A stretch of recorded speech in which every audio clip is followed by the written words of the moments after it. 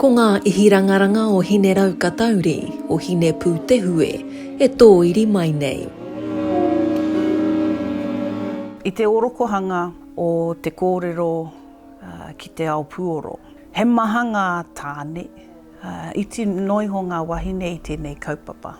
Nā wai, ka hua mai te whakaaro i ngā tohunga pēnei i a Aroha Yates-Smith mā i a hine wirangi i a rangi iria mā kia kotahi i tēnei ohu motu hake.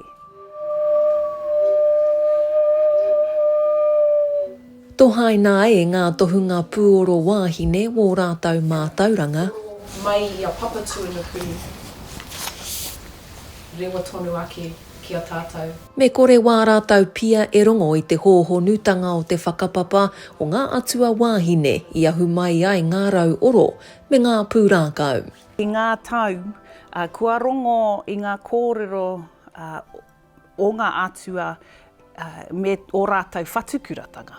Ne, ko tēnei kaupapa e noho motu hake ana a Māreikura. Kia rongo i ngā kōrero, kia rewa mai anō i enei kōrero Māreikura. Mai i te Māreikura, mō te Māreikura.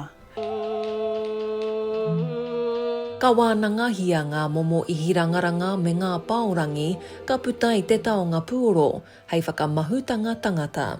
He kaupapa rongoa ki te whai i a mātau enei taonga tuku iho, he rongoa o roto.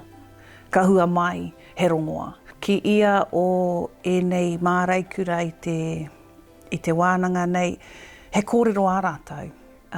I hara mai i ngā tātai, whakapapa o rātau, i haria mai ngā pukenga maha, ngā mātauranga maha, i raro i te korowai o Taonga Pūoro, o hine rau katauri, o hine moana, o hine te iwaiwa, o hine pūtehue, ngā hine katoa, me ngā atua katoa o tēnei ao.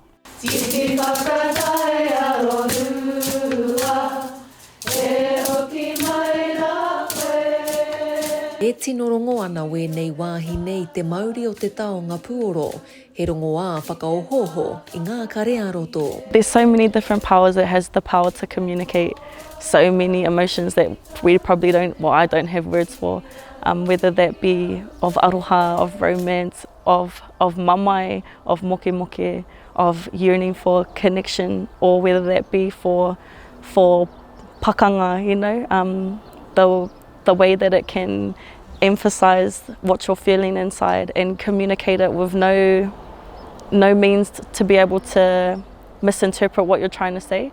I think that is such a powerful and beautiful aspect of Taonga Pūoro. He wānanga whakamana anō i te mana me te tapu o te wāhine. And it's really special to share space with these wāhine in general, but to also have these kaupapa on where we get to whakamana what it means to be wāhine. I feel like it's not a given in lots of places, and it's something that you have to search for, that you have to like put the mahi in to find those things. So to come here and have it given to us like freely as a birthright feels very empowering as a wāhine and very special.